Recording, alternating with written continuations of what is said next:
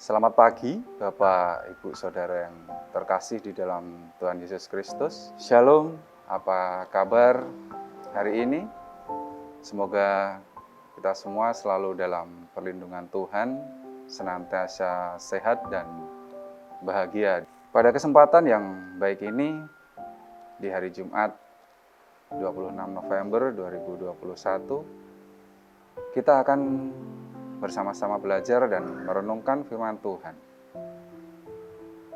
Sebelum kita masuk dalam firman Tuhan, marilah kita bersama-sama meminta bimbingan dan pertolongan Tuhan di dalam doa. Mari kita berdoa. Bapa kami yang bertata tinggi dalam kerajaan surga yang mulia, ucap syukur Bapa jika pagi hari ini sudah izinkan terbangun dari istirahat tidur kami. Dan apabila saat ini kami hendak belajar dan merenungkan firman-Mu, pimpin dan bimbing kami supaya kami boleh mendengar dan juga dimampukan mewujudkan dalam kehidupan kami sehari-hari. Terima kasih Bapa, kami sudah berdoa dan mengucap syukur. Amin.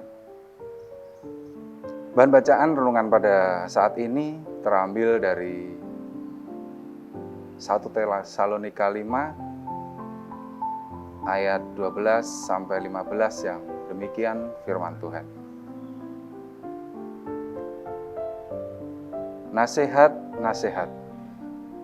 Kami minta kepadamu, saudara-saudara, supaya kamu menghormati mereka yang bekerja keras di antara kamu, yang memimpin kamu dalam Tuhan dan yang menegur kamu. Dan supaya kamu sungguh-sungguh menjunjung mereka dalam kasih karena pekerjaan mereka. Hiduplah selalu dalam damai seorang dengan yang lain. Kami juga menasihati kamu, saudara-saudara, tegurlah mereka yang hidup dengan tidak tertib. Hiburlah mereka yang tawar hati. Belalah mereka yang lemah. Sabarlah terhadap semua orang.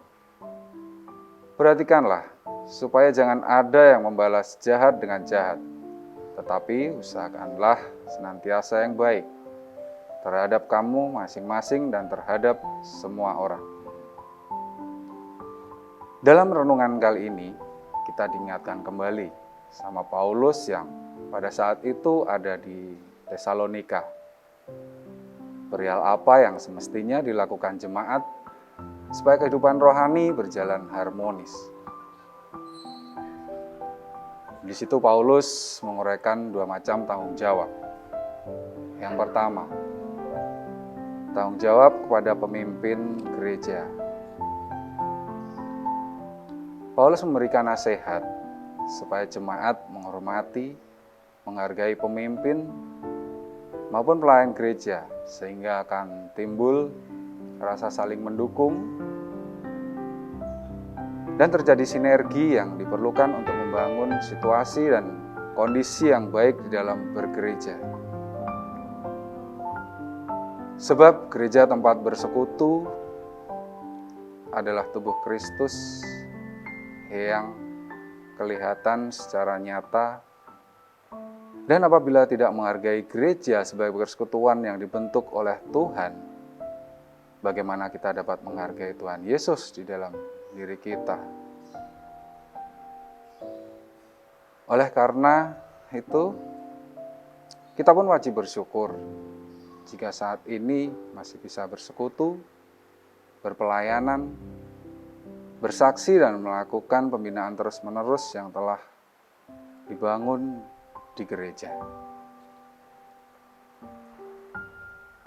Yang kedua,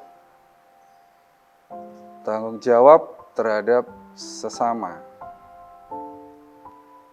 Paulus memberikan nasihat untuk menjalin persaudaraan dengan siapapun. Kita tidak hanya membangun yang berguna bagi diri kita sendiri, tetapi juga membangun relasi yang baik dengan orang lain. Dalam nasihat ini kita diajarkan saling menegur bila ada tindakan kurang baik, menghibur bila sedang ada yang kesusahan, lemah lembut dalam bersikap dan bertutur kata, bersabar bila ada tekanan yang menghimpit, dan tidak membalas kejahatan dengan kejahatan. Jadi jika kita tidak menjalin persaudaraan di atas dasar firman, maka persaudaraan itu bisa membawa dampak yang tidak baik bagi kita dan orang lain. Namun sebaliknya, persaudaraan yang dijalin atas dasar firman Tuhan akan dapat membawa berkat bagi diri kita dan juga sesama. Amin. Demikian Bapak Ibu, saudara yang terkasih dalam Tuhan Yesus Kristus, renungan firman Tuhan pada saat teduh kali ini. Semoga bisa kita jadikan pegangan dan dasar di dalam kita menjalani kehidupan saat ini dan yang akan datang.